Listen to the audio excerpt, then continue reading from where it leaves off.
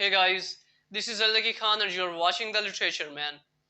Today we will explain a narrative poem, The Rebel, by a Pakistani English poet, Daud Kamal. He was born in Abbottabad, a city in KPK. Partition से पहले वो श्रीनगर कश्मीर के Cambridge school और partition के बाद वो एबटाबाद के बर्नहॉल school में तालीम हासिल करते रहे. After that, he went to the English department of Peshawar University, जहाँ से उन्होंने graduation की, and then he went to Cambridge University. After completion of his degree, he returned back to Peshawar और उसी पेशावर यूनिवर्सिटी में जहाँ कभी वो पढ़े थे, उसी में 29 साल तक खुद पढ़ाते रहे. He won 3 gold medals and many prizes for his poetry and writings. The Rebel is a short narrative poem by Daud Kamal. ایک سوچ اور خیالات کے باغی شخص کو کیسے پنشمنٹ دی جاتی ہے اس پوئم میں نریٹ کیا گیا ہے. So let's explain this 4 stanzas poem. The Rebel.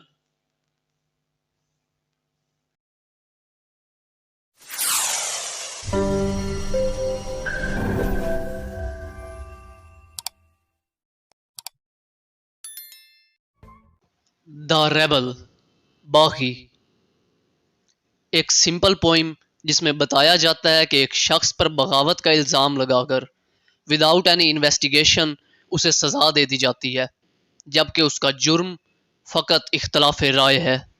Poet یہ کہتا ہے کہ نہیں، ایسا نہیں ہونا چاہیے. ہر بندے کے پاس، ہر انسان کے پاس ڈفرینس آف اوپینین یعنی اختلاف رائے، اختلاف کرنے اور فریڈم آف سپیچ یعنی بولنے کی آزادی کا حق ہونا چاہیے. So from the very first stanza, they stood him up. انہوں نے اسے کھڑا کیا. Against an orchard wall, ایک باغ کی دیوار کے مخالف میں. And shoot him, اور اسے گولی مار دی. At dawn, صبح سویرے.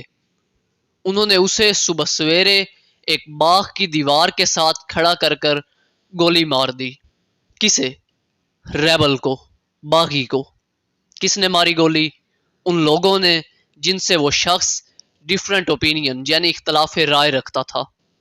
پینڈیمونیم آف کروس، کووں کا ہنگامہ. اینڈ دین، اور پھر دا ایمپٹی ہوریزون، خالی افق. مطلب اس شخص کو مار دینے کے بعد وہاں بس تھوڑی دیر کے لیے کووں کا ہنگامہ دکھائی دیا. وہ کوے جو اس کی لاش کو نوچ کر کھا گئے، اور اس کے بعد پھر وہی مکمل خاموشی اور خالی آسمان. یہ خالی آسمان، یہ کووں کا ہنگامہ، یہ اس منظر کو مزید خوفناک اور بھیانک دردناک بنا رہے تھے. ہنڈریڈز آف مائلز اوے، سینکڑوں میل دور. ہز مدر، اس کی ماں. نیلز ان پریئر، دعا میں اپنے گھٹنے جھکاتی ہے. ان اگنورینس، لا علمی میں. دا اگنورینس آف پریئر، دعا کی لا علمی میں. مطلب اس شخص کی قتل گاہ سے سینکڑوں میل دور، اس شخص کے قتل سے لا علم، اس کی ماں اس کی حفاظت کی خاطر دعا اور مناجات میں اپنے گھٹنے جھکائے ہوئے ہے. ویٹ ایئر آن دا سٹبل، گندم کی بالیاں ڈنڈوں پر ہیں. دا بلائنڈ ارتھ، اندھی زمین یعنی بنجر زمین. مسٹ بی فیڈ، یقیناً سیراب کی جانی چاہیے. مطلب گندم کی بالیاں، وہ گوشے، وہ پھول ابھی بھی اپنے ڈنڈوں پر موجود ہیں. زمین بنجر ہو چکی ہے اور اسے سیراب کیا جانا چاہیے تاکہ یہ زرخیز ہو، چاہے یہ سیراب کسی کے خون ناحق سے ہی کیوں نہ کیا جائے. داؤد کمال کی ہر پوئم کی طرح یہ پوئم بھی امیجریز اسپیشلی ویژول امیجریز سے بھری ہوئی ہے. سب سے پہلے اورچرڈ وال، ایک باغ کی دیوار، اور پھر ڈان یعنی صبح کا وقت، صبح سویرے، صبح صادق.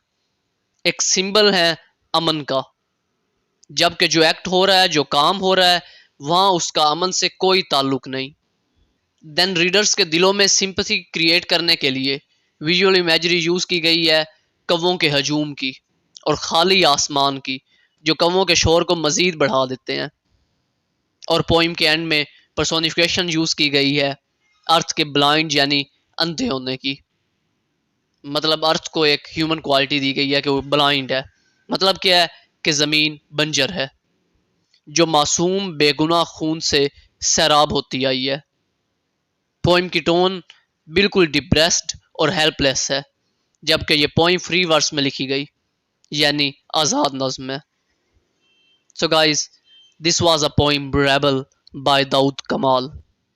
داؤد کمال کی دوسری 2 پوئمز کو بھی جلدی کور کر لیں گے.